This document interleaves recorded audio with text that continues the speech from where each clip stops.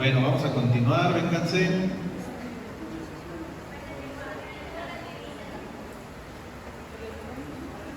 No sean así, avisen.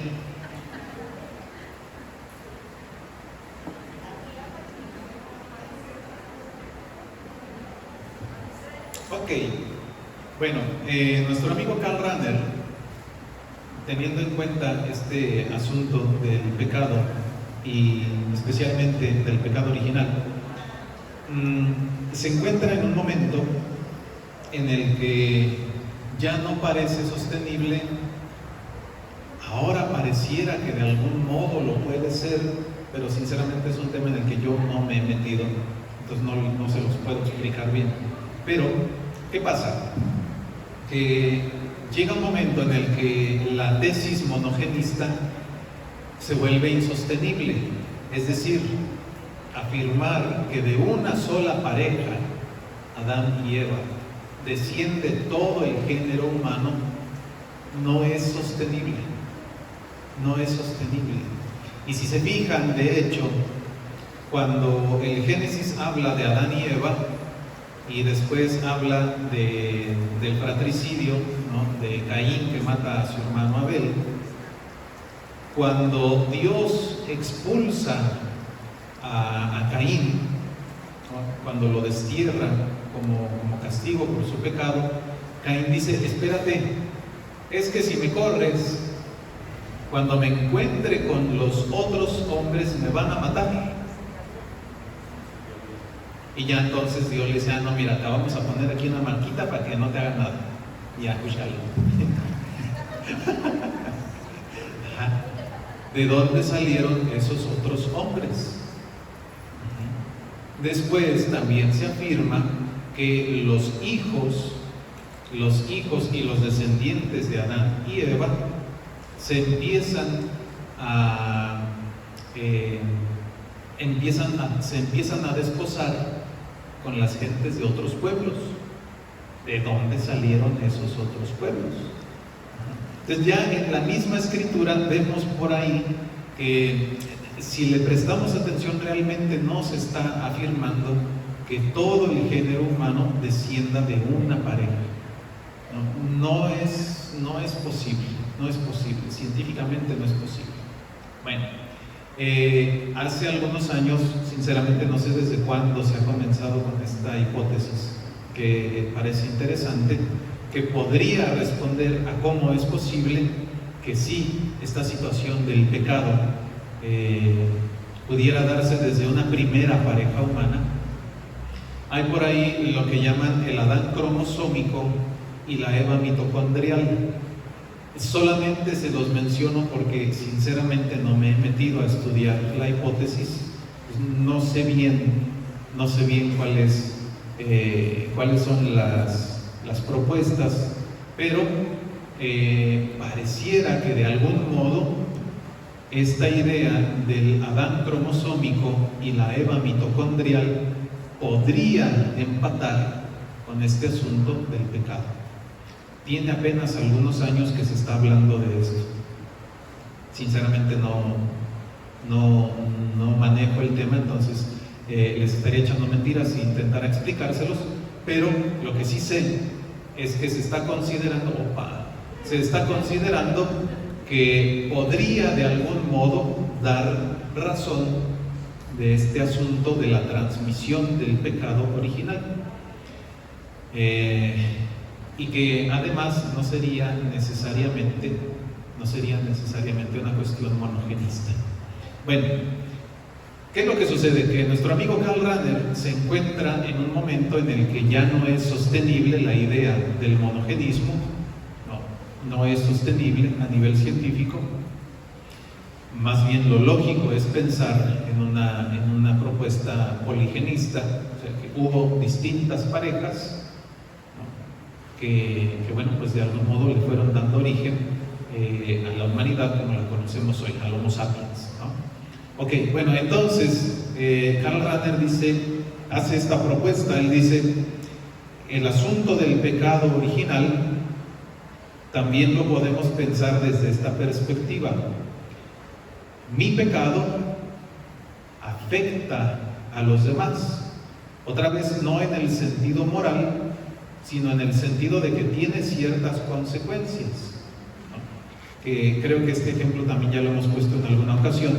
Si yo voy y termino con la vida de alguien más y resulta que ese alguien más pues era papá o era mamá, pues estoy afectando a sus hijos, a su esposo, a su esposa, a sus familiares, ¿no? Les estoy generando una consecuencia real. No están cargando con mi pecado, no están cargando con mi culpa, pero sí los estoy afectando. En ese sentido, dice Karl Rahner, nuestra libertad se ve codeterminada por otras libertades, de tal forma que lo que yo hago afecta o beneficia a los que me rodean, y eso va generando una cadenita. Entonces, si yo nazco en un lugar, en una situación histórica, social, donde reina la injusticia, donde reina el homicidio, donde reina X y Y cantidad de cosas negativas, eso de alguna forma me afecta a mí. Mi libertad se está viendo hasta cierto punto afectada, determinada por la libertad de los que me rodean, por la libertad de los que conforman en ese momento la sociedad. Y entonces, dice Karl Rahner, en ese sentido también podemos pensar el pecado original.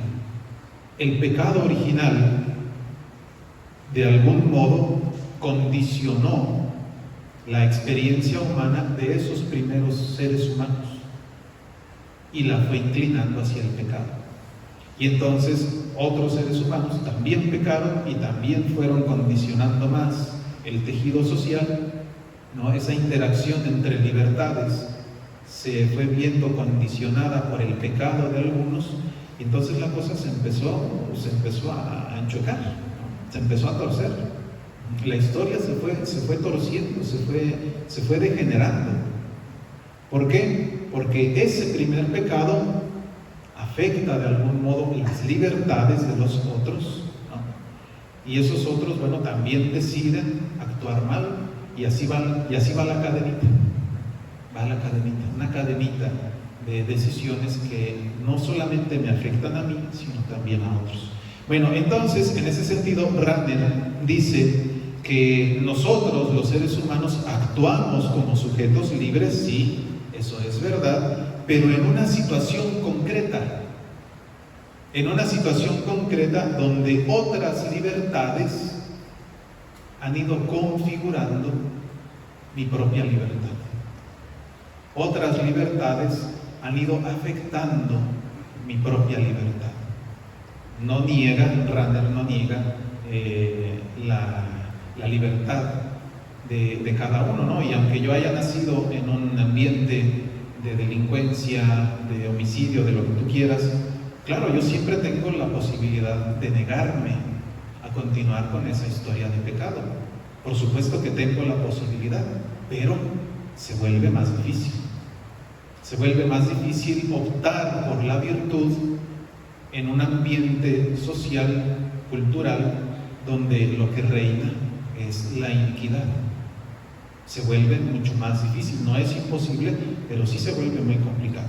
Bueno, entonces nuestro amigo Karl Rahner, en esa situación en la que se encuentra, en la que no parece ya sostenible el monogenismo, hace esta reflexión acerca del pecado original.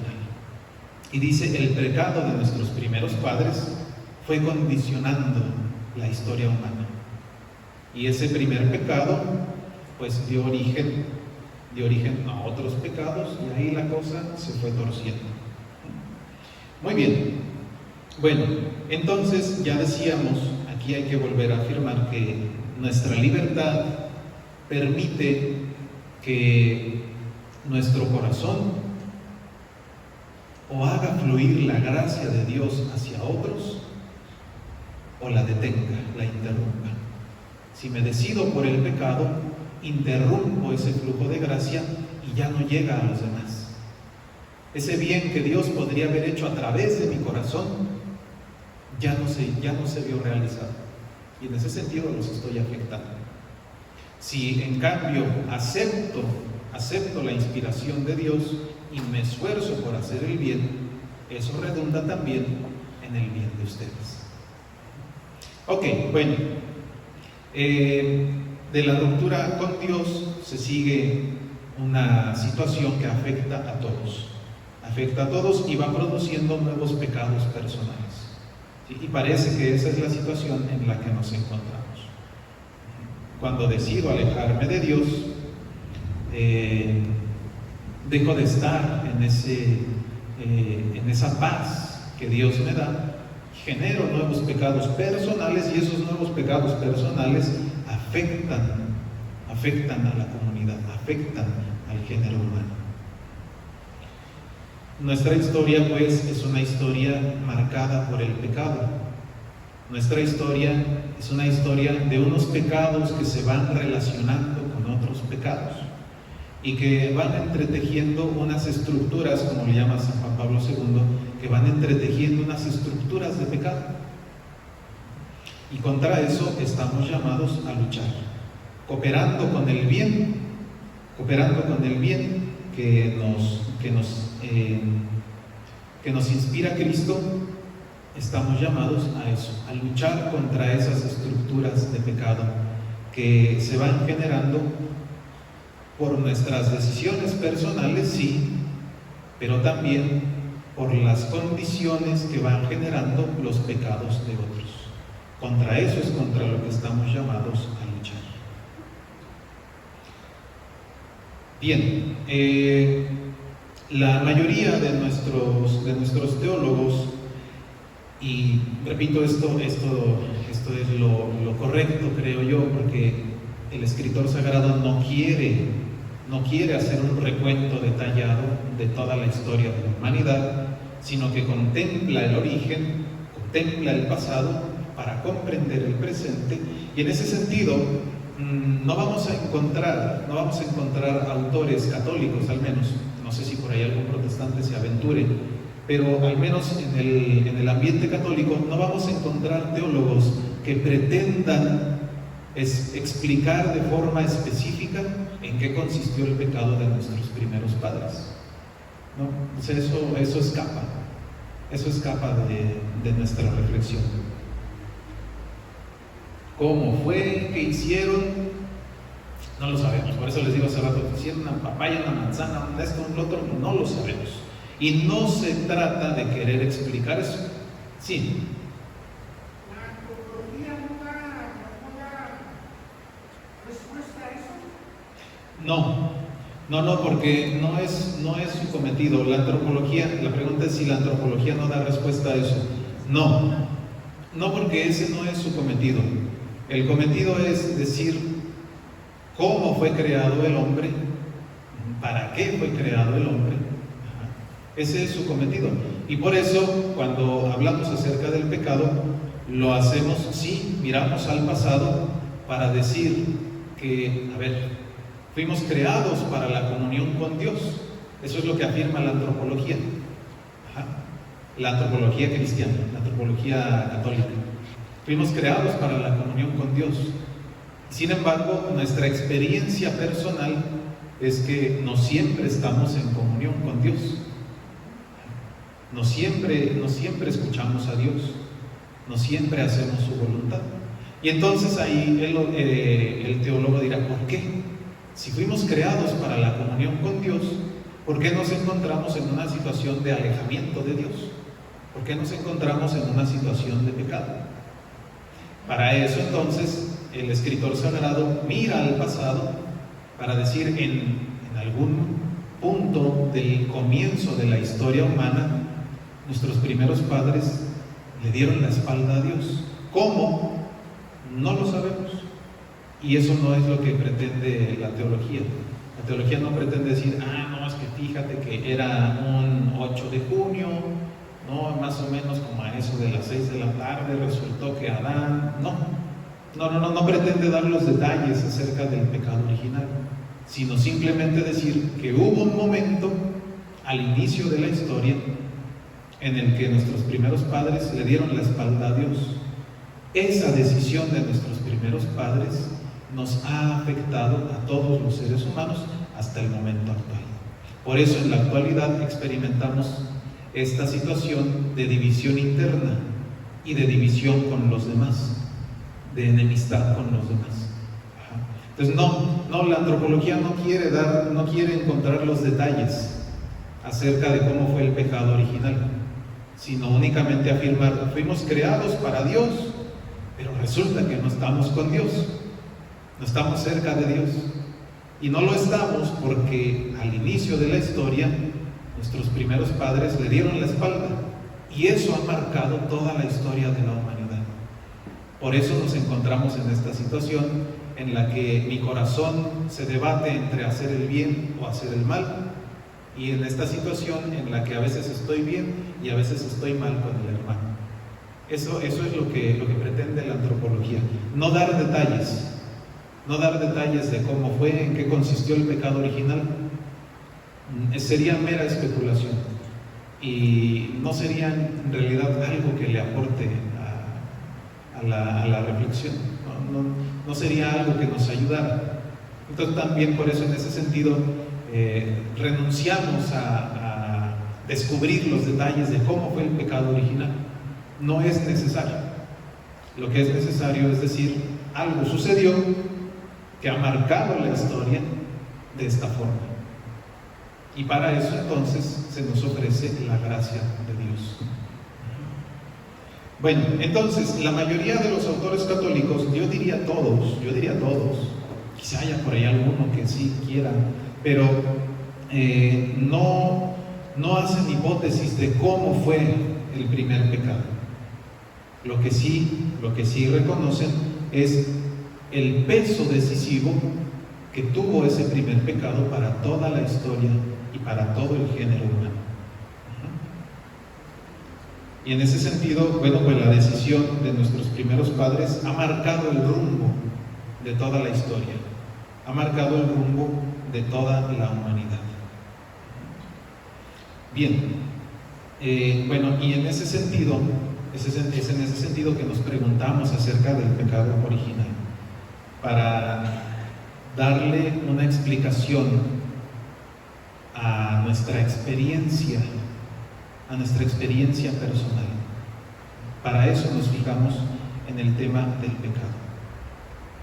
Muy bien, finalmente ya hemos dicho que este asunto de la gracia y el asunto de la salvación también es para los infantes, también es para los niños que han muerto sin recibir la gracia del bautismo. La gracia y la salvación también es para ellos, y llega a ellos de formas, otra vez, que nosotros no alcanzamos a comprender, que no alcanzamos a descifrar, digámoslo así. Pero lo que sí podemos afirmar es que llega a ellos también la gracia del bautismo. El niño que no ha sido bautizado, de alguna forma que solamente Dios conoce, también es injertado en Cristo, también se une a Cristo, y en ese sentido también para ellos es posible la salvación. Por eso decíamos hace un rato,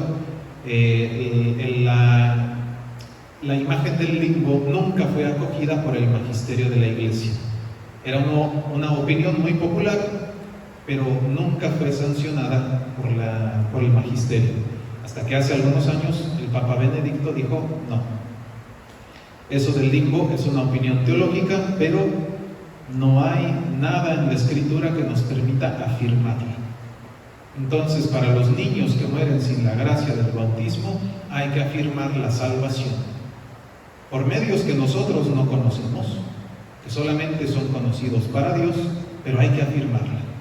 ¿Por qué? Porque todo el género humano fue creado para eso, para la comunión con Dios. Todos. Muy bien. Es verdad que la teología sí se pregunta acerca de cuáles han sido los efectos del pecado original en nuestra naturaleza. La teología sí se pregunta cómo nos ha afectado. ¿Cómo nos ha afectado? Bueno, ya decíamos hace un rato que fuimos creados en armonía con Dios y con el cosmos. Fuimos creados en paz con Dios y con el cosmos. Y esa paz se ve arruinada por el pecado de nuestros primeros padres. Bueno, esa situación de paz, la teología lo llama como un estado de integridad. El hombre antes del pecado original vivía en un estado de integridad, o sea, en paz con Dios y en paz con la creación. Esa integridad consistía en la perfecta sumisión de los impulsos de la carne al dominio de la voluntad. En eso consistía la integridad, en el perfecto dominio de la voluntad sobre los impulsos del cuerpo. Esa integridad se pierde a causa del pecado de nuestros primeros padres, y entonces, bueno, pues nos encontramos en esta experiencia que yo creo que todos, en mayor o en menor medida, hemos hecho, ¿no? De que a veces, pues sí, de repente decimos, oye, pero yo ni quería hacer eso, ¿qué pasó? O ya cuando acordamos, híjole, no, ya, ¿aquí qué pasó?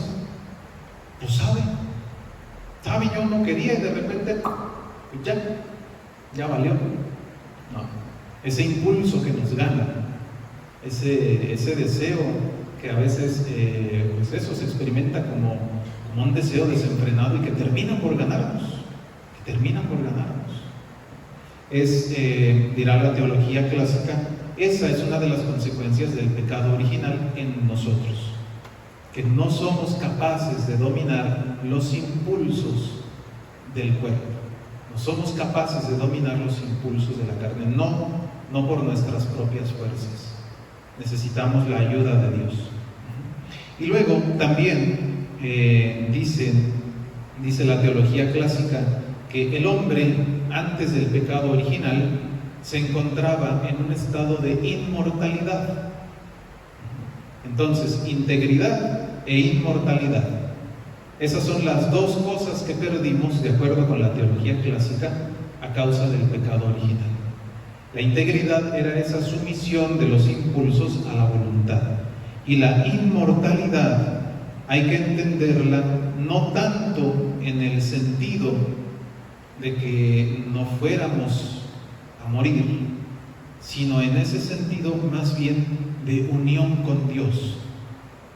Hay que recordar que, de acuerdo con la teología bíblica, la vida no es solamente el bios, la vida no es solamente el hecho de que mi cuerpo esté funcionando y que funcione adecuadamente.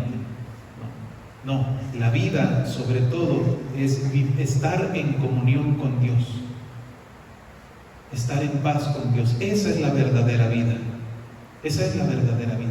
Y entonces la inmortalidad de la que habla la teología clásica sería ese estado de amistad ininterrumpida con Dios.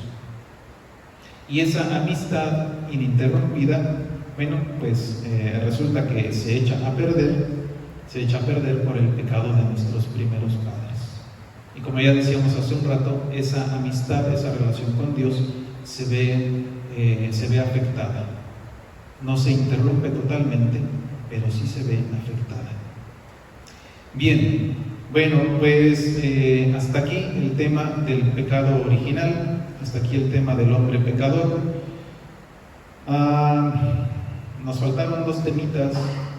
El tema 6 era el hombre en la gracia de Cristo, y el tema 7 era la escatología como plenitud de la creación y plenitud del hombre. Pero bueno, pues no nos dio tiempo, ¿verdad? Entonces se supone que ya hoy terminamos este ciclo de 7 sesiones de antropología teológica, se supone, y no está don Pepe, entonces no sé qué va a seguir, pero pues ustedes vénganse de hoy en noche y aquí les tendremos alguna sorpresa, ¿verdad? Aquí les tendremos alguna sorpresita. otra, sea una o sea otra. Bueno, sea como sea, les agradezco su atención. En caso de que nos dieran chance, y si ustedes quieren también, que a lo mejor es fastidiaron, pero si ustedes quieren, bueno, si nos dan chance, a lo mejor podríamos intentar 1 o 2 sesiones más para terminar los temas que faltan, si nos dan chance. Si no nos dan chance, entonces les propongo pues al menos entregarles algún resumen de los 2 temas que nos faltaron para que se queden por ahí con algunas ideas clave. ¿Vale? Bueno, sea como sea, les agradezco su atención, les agradezco su paciencia y a los miembros del consejo tienen 2 minutos para que descansen antes de que continuemos con la reunión. Pónganse de pie, por favor, para darle la bendición. El Señor esté con ustedes. La bendición de Dios Todopoderoso, Padre, Hijo y Espíritu Santo, descienda sobre ustedes y permanezca para siempre. Amén. Gracias por su atención. Que pasen bien la noche. Que Dios les bendiga.